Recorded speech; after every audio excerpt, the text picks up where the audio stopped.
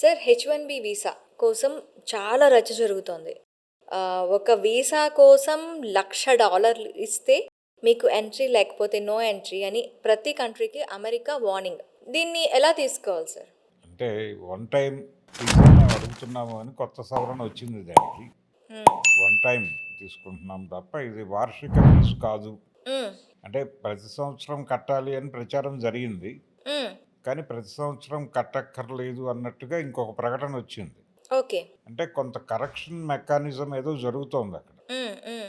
ఈ correction mechanism జరుగుతుంది అని అందరికీ తెలుసు ఎలాగూ చేస్తారు అని. కానీ ఎందుకు ఇంత కటువైన నిర్ణయాలు ప్రకటించాడు ఆయన? అంటే ఆయన దిగుమతి సుంకాలు విపరీతంగా పెంచాడు. హ్మ్. పెంచటం దగ్గర మొదలైంది. ఎప్పుడైతే ఆయన దిగుమతి సుంకాలు పెంచుకుని కూర్చున్నాడో ఇక్కడి నుంచి ఎగుమతి అయ్యేటువంటి సరుకులన్నీ ఆగిపోయినాయి.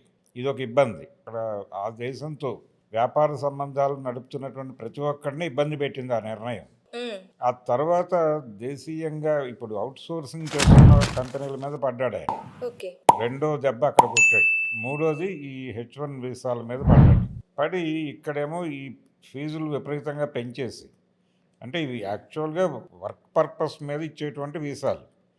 ఇవి ఇండివిజువల్గాను ఉంటాయి, అలాగే కంపెనీ పరంగాను ఉంటాయి. కంపెనీ పరంగా ఒక రేటు, ఇండివిజువల్కి ఒక రేటు ఫిక్స్ చేశారు. ఓకే.